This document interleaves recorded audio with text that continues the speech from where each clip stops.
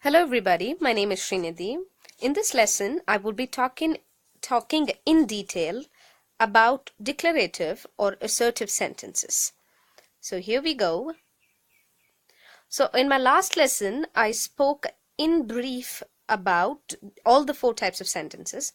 We did what is a sentence, and we also did what's a subject and a predicate. So it'll help you guys if you go back and watch that video first before watching this. So, what's a declarative sentence? So, a sentence that starts with a capital letter and ends with a full stop or a period. So, period is nothing but a full stop. So, these kind of sentences simply state a fact. They assert a fact.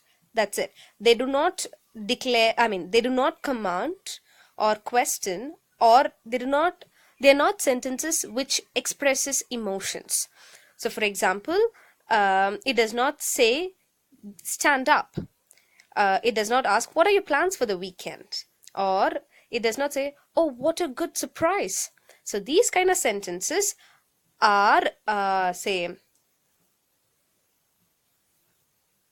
so the ones that gives command are imperative, questions are interrogative, and sentences with emotions are exclamatory sentences. So now we will learn in detail about the declarative sentences. So here are a few examples. I like to sing. It simply states a fact that I like to sing. It starts with a capital letter and ends with a full stop. So the next one is she goes to school. She is the subject, goes to school. It simply states a fact. Full stop. It also contains full stop. So it is a declarative sentence. The pollution is on the rise. Water crisis is a major issue for a country. So these sentences only express or only state a fact. They do not do more than that. So they assert the meaning. So these are assertive or declarative sentences. So we have two types of declarative sentences. The first one is simple declarative sentence. So it contains a subject and a predicate.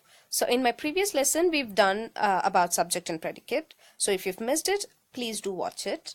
So subject and predicate. So here the subject in this example is she, because that's what we're talking about in the sentence. And sings being a verb, and also it tells what the subject is doing, becomes the predicate. So as simple as two words can make a simple declarative sentence. So the second one is compound declarative sentences. So these are the sentences where two sentences are related with a conjunction and a comma. So conjunction we will see in detail in the further lessons. So for now, conjunctions, for example, and, but, if, etc. These are conjunctions. And also the sentence will contain a comma. So let's see examples for these in detail in the following slide. So first one is Mark loves to paint. Subject Mark, loves to paint is the predicate. It gives you complete sense, and it starts with a capital letter and ends with a full stop. So it has all the key points that satisfies for it to make a sentence. And just because it asserts a fact, it is a declarative or an assertive sentence. The following example says Mark loves to paint, but his mom hates the mess he creates after painting. There are two sentences if you see this example. First sentence is Mark loves to paint, and the second one is his mom hates the mess he creates after painting. So we are combining these two sentences using a conjunction, that is but, and a comma to separate the two sentences. So Mark loves to paint, comma, but his mother hates the mess he creates after painting. Here also it only states a fact, and it starts with a capital letter and ends with a full stop. It's a declarative sentence, but it's a compound declarative sentence. So moving ahead, So these are a few examples. You can do it in the form of exercise. You can pause the video, do this exercise and check with the answer in the following slide. What I will do is, like the previous video, I will explain each and every example so that you have no room for doubt. The first one is, Delhi is the capital of India. It's a fact. It starts with a capital letter, ends with a full stop. It does not contain conjunction or a comma in the sentence because there are no two different sentences. It's just one sentence. So this is a simple declarative sentence. The following example, we are going to be late for the movie if we don't leave now. So there are two sentences. We are going to be late for the movie. Second sentence is, we will be if we don't leave now. So we combining it with a comma and a conjunction. Conjunction here is if. So we are going to be late for the movie if we don't leave now. It is a compound declarative sentence. The following example, Ram went grocery shopping and on the way picked up his son from the school. So there are two sentences. Ram went grocery shopping, and the second sentence is, he picked up his son from the school on the way. So we combining the two using a comma and a conjunction. The conjunction here is and. So Ram went grocery shopping and on the way picked up his son from the school. So this is a compound declarative sentence.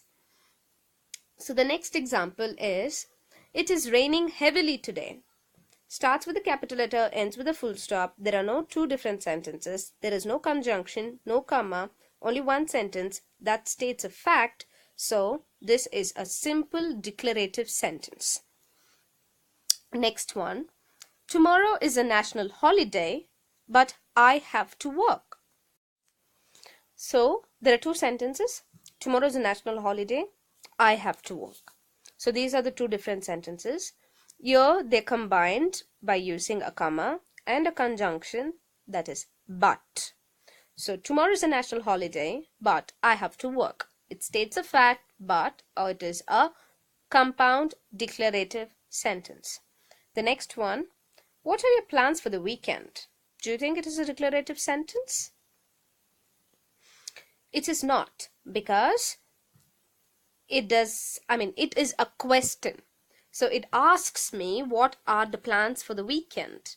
So it's not a declarative sentence because we saw it states a fact, it does not ask a question. So this is not a declarative sentence.